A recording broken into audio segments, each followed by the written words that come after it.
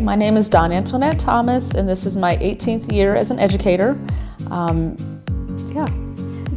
Perfect. And how did you first become interested in education? So a little bit of a non-traditional route. I went to college for speech communications, wanted to do public relations, which that's something that we kind of talked about a little bit, you mentioned before. I thought I would be working more with sports and entertainment and that type of thing, but I had a lot of educators in my family, including my dad, and there was a educator fair. And he said, you really need to check out the educator fair, just get used to, interviewing. And along with my husband and other family members, they said, if you really think about it, everything that you've been doing is education based. You're an RA, you've done other things that are related to educating others or teaching. And I was a little reluctant. I thought, that's not what I want to do. That's not what I went to school for. I had other reasons why education didn't seem like a, attractive type of job. And I went there and pretty much nailed it during the interview. And I kind of surprised myself. And I thought, well, if those answers were, okay, maybe I do have a background I didn't realize that would make me a good educator. I was a TA in college too, which is a teaching assistant. So I really did have some educational background. So I was hired on the spot by a couple of districts, and one really stood out to me. It was for a middle school language arts teacher, and they said, you do have enough credits, you have the background, we just need you to pass the test. And back then, 18 years ago or whatever, it was more than just passing the test. Eventually, I did have to get my master's degree, get certified. So I started off with an emergency license, an alternative license, and then I did get my teaching license while completing my master's degree. You were just talking about all of the education that you first acquired. Mm-hmm.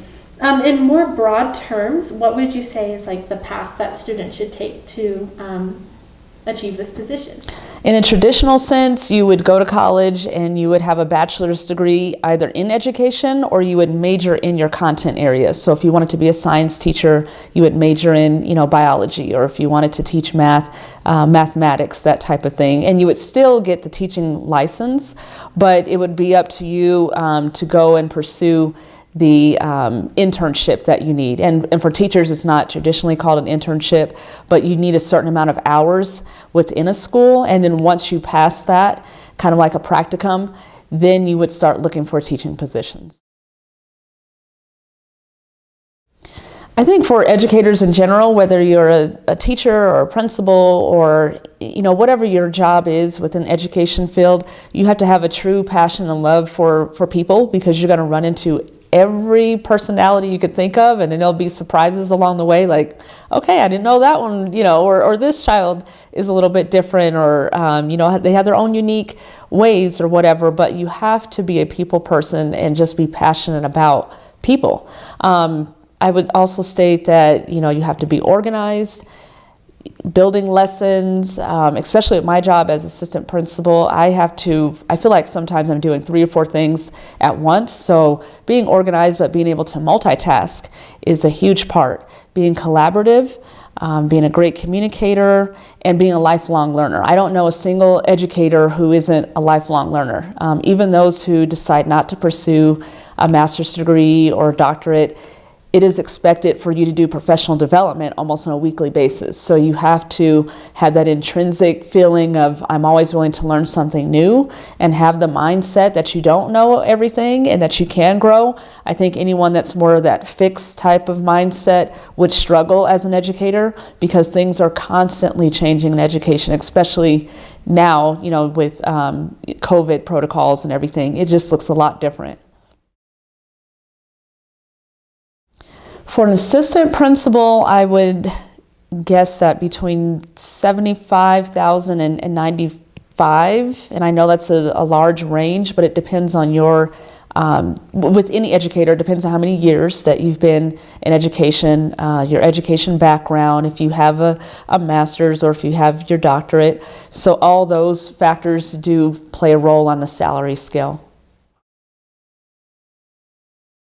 Wow, my family would tell you that I work a lot of hours. I try not to bring it home, but there's just some nights that I do need to do paperwork. But typically, if anyone, I'll start by saying this: if anyone wants a job where there's a lot going on at once, it's not the same thing every day, then education is for you, because it is not. I went in with the impression as a teacher, I'm going to be teaching the same lessons year after year. That's going to get boring.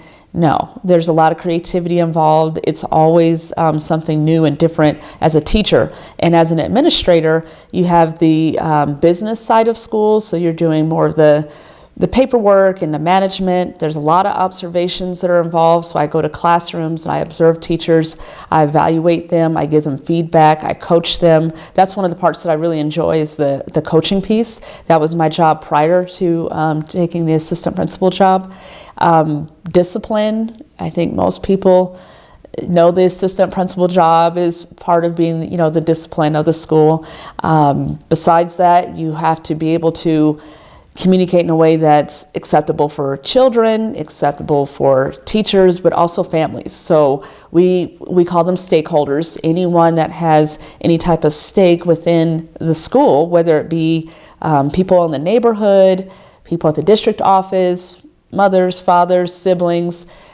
I'm dealing with everybody on a daily basis. There's a lot that goes on in a school besides, students just sitting at a desk and learning. And I like that. Just with me and my personality, I don't like to do the same thing all the time. It gets a little boring for me.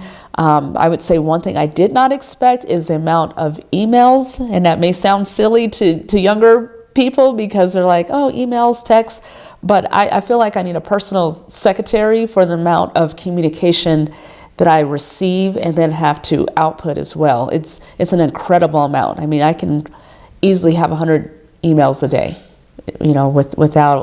without a blink of an eye. It's like, didn't I just delete 100 and there's 100 more?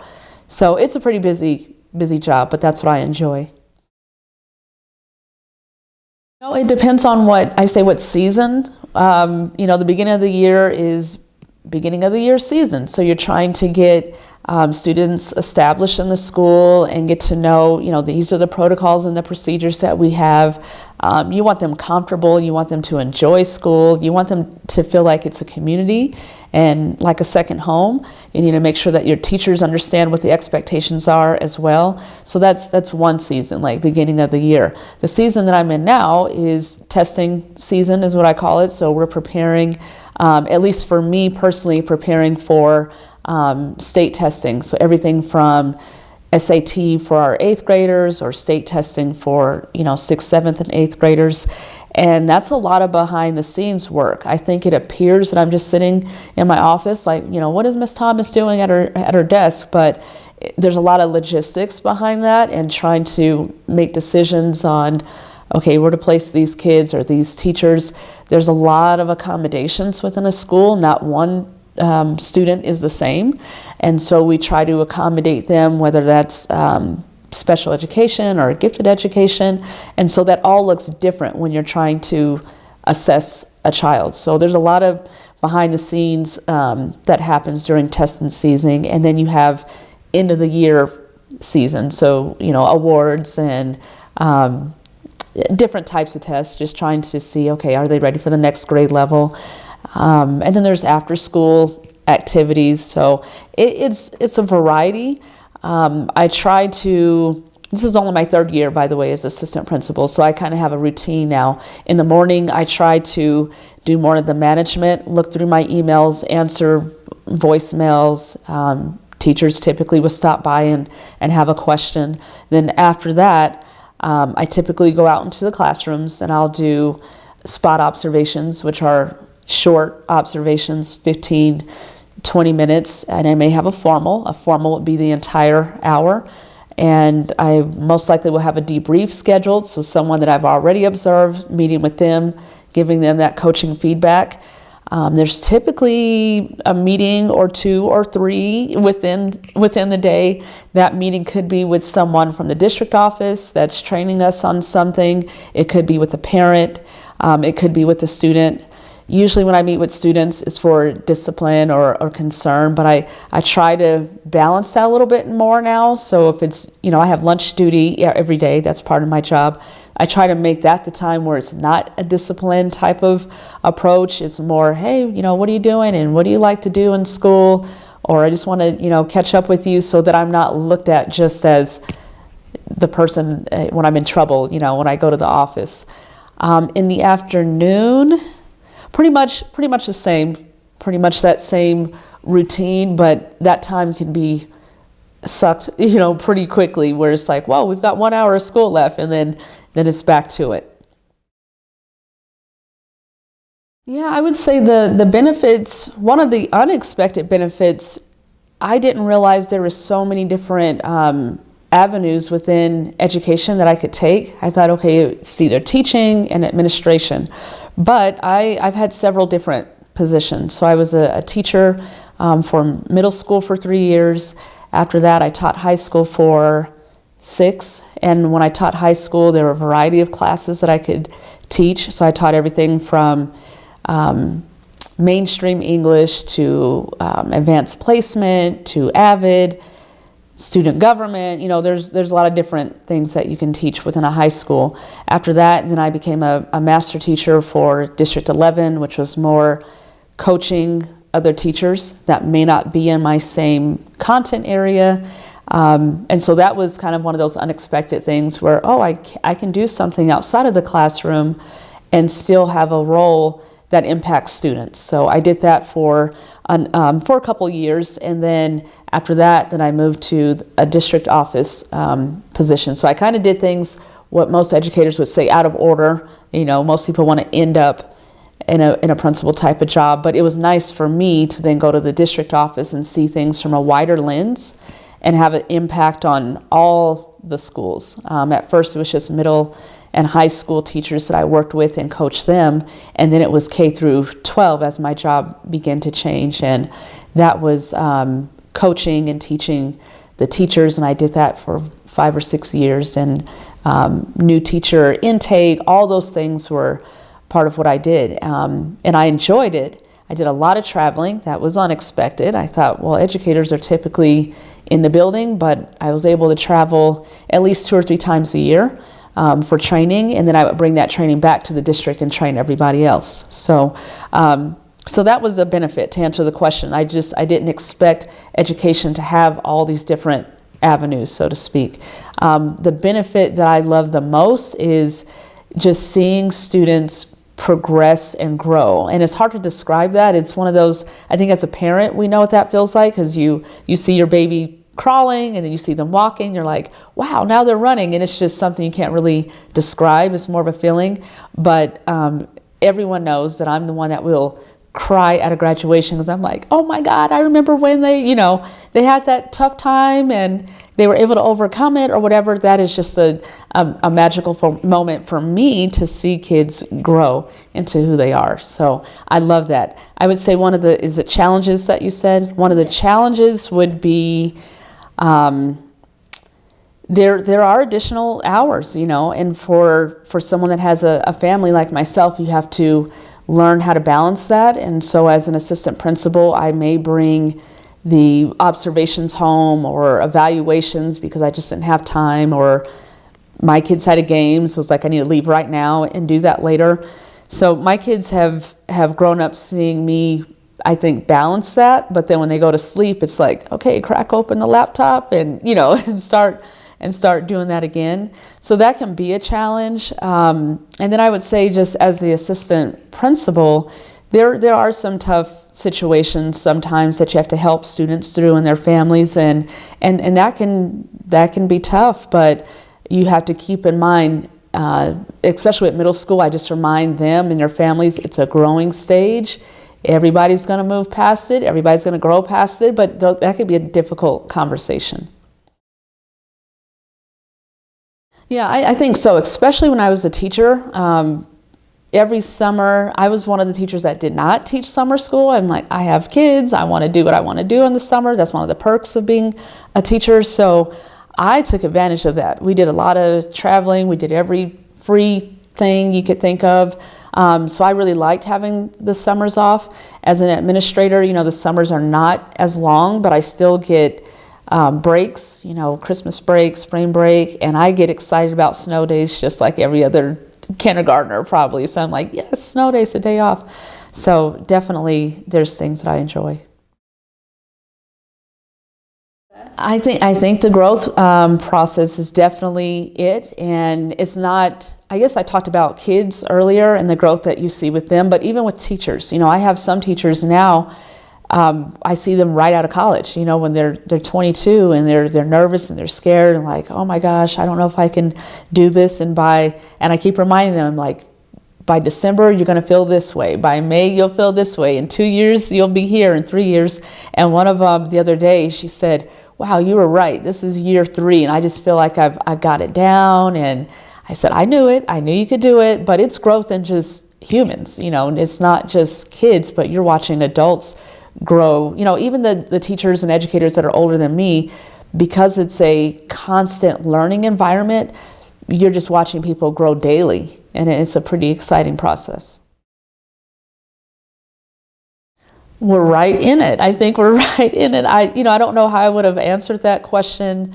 I don't know how I would have answered that question a year or 2 ago, but now that we've had COVID and all the different changes that have happened, I envision it that we're going to see more of a hybrid environment within the classroom. And for some schools, they've been doing that, but for us, it was sort of new. But where you're seeing more of a balance of students on computers, but also having that interaction with the teacher and the students in the classroom. Before it was, oh, we're going to, take out the computers for this special project or for this test or to type out this paper. But now it's just integrated into the lesson like anything else. To see kids on chat with their videos and they're chatting away, or they're uploading things onto Nearpod. It's just amazing to me. And I think now, like, wow, if I decided to go back into teaching, or I had to teach tomorrow, I would need to step up what I know about technology. And when I do present to the teachers or I train them, I always tell them, I'm like, okay, now I see how you feel. I had a little technology glitch, or I can't share my screen or whatever. And it's an uncomfortable feeling, but that's the way we learn now. You have to know how to integrate both. I would also add, that at least in my school, culture, as far as equity and diversity, those are huge in our school. And I would say definitely in our district. I would hope that begins to take place in other districts as well. I think some people have not integrated that as part of their curriculum and their culture without being told to do so, or this is a mandate. But our school is just part of the environment now, and we can definitely do better. But I think you're going to see more of that, where schools are more upfront about diversity and equity and inclusion and those type of topics.